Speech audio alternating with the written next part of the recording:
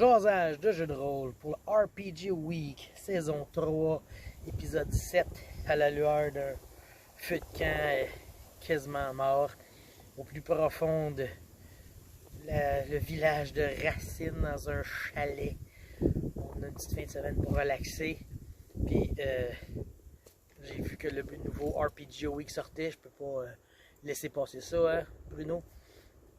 Donc la question, c'est qu'est-ce que vous volez aux autres joueurs, aux autres maîtres? Bon, le terme voler est un peu négatif, on s'entend-tu? On va utiliser le terme appris.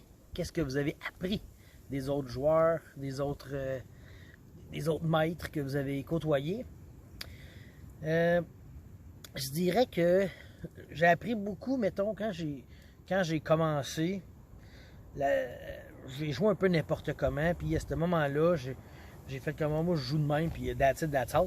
Puis là, c'est quand j'ai joué avec Reaper, j'en ai déjà parlé, puis ce gars-là, ce maître-là, lui, il disait ça prend 33% de roleplay, 33% de combat, 33% d'énigmes et 1% de folie. Et ça a été un peu le départ. C'est là que j'ai commencé à apprendre quelque chose que j'ai dit, là, ça, je veux vraiment l'appliquer à mes parties, tout en m'inspirant de la seule autre chose que j'avais vue dans ma vie, c'est des aventures préfaites. T'sais. Fait que là, je montais mes games de donjon, mes aventures comme des aventures préfaites, et dedans, j'essayais d'y intégrer du roleplay autant que des énigmes, que des combats, que de la folie. Je l'avoue, j'ai jamais mis 1% de folie. J'étais au moins à 25% de folie. J'en mettais plein. Mes noms de villes, mes noms de NPC, j'allais tout le temps chercher un peu de la folie. Mais c'est sûr que des fois c'était subtil. Fallait que tu le saches. Ça, c'est juste dans ma tête des fois que c'était drôle. Là, parce que moi, dans ma tête, il y a des affaires drôles des fois.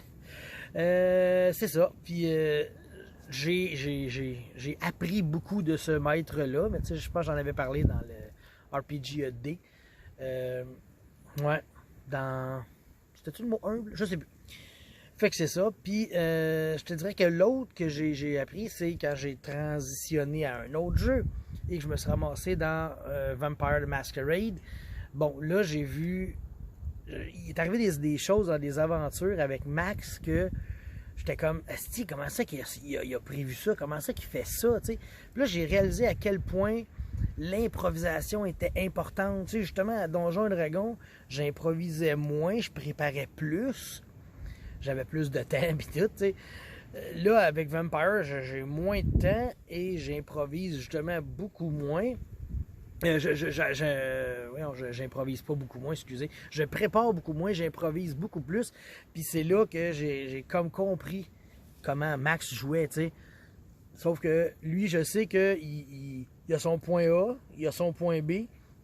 Puis il essaie de trouver une manière de nous y amener à son point B, tout en nous laissant la latitude qu'on veut. Si en chemin, il arrive de quoi, puis qu'on croise un point C, il va le faire avec joie. Ça, je sais que c'est pas un problème, mais tu sais, souvent à la fin d'une partie, il nous dit « Ah, j'ai pas réussi à vous amener où je voulais. » Fait que ça, c'est parce qu'on a fait trop de choses, on a niaisé, puis on a eu du fun, puis c'est ça. Mais je l'avoue, ce que j'ai, on va dire ce que j'ai volé le plus, peut-être, c'est les objets magiques. Justement, à Vampire, des objets que justement Max a inventés, que Fred a inventés, que Frank a inventé, tous les objets magiques que des joueurs ont inventés, je les ai attribués, je les ai pris dans Saint-Hyacinthe by Night. Pas nécessairement qu'ils vont apparaître, pas nécessairement qu'ils vont servir, mais ils sont là parce que j'ai un spécialiste des objets magiques. Puis c'est tous des objets magiques qu'il a déjà entendu parler. Donc, ça se pourrait que les joueurs entendent parler d'un objet qui a été inventé, exemple, le parapluie, que quand tu le fermes sur ta tête, ça te téléporte dans ton Haven.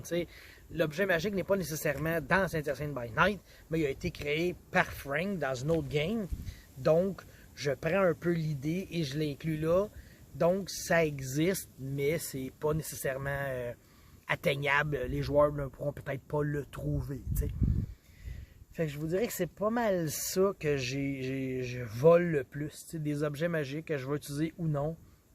Parce que c'est comme toujours le fun d'avoir une grosse banque de ça, tu sais. J'essaie de penser. Des NPC, c'est très rare là, que je vais dire « Ah, c'est qui a ton NPC, je vais l'utiliser. » Ça, c'est rare parce que justement, des NPC, j'en ai beaucoup. J'ai une tête qui explose de bonhomme, puis je veux tellement en faire que je jouerais ou que je jouerais pas. Ou, fait que, ouais, non. Ça, des NPC, je vais les inventer pas mal tout le temps. Puis des lieux, même chose, les lieux, c'est très rare que je vais voler des lieux à des gens, je vais les inventer. Fait que c'est pas mal ça, là. Ce que je vole, je dirais, je suis un voleur d'objets magiques. Tu sais, si ça existait, je les volerais. Non, mais c'est ça. Fait que ça va être la conclusion de ce RPG Week, saison 3, question 7.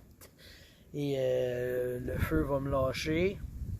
Ben là, c'est peut-être parce que vous ne le voyez pas, là, mais il y a un beau lac derrière moi. Puis il y a un petit beau chalet devant moi. Fait qu'en tout cas, je vais aller me reposer et on se revoit bientôt.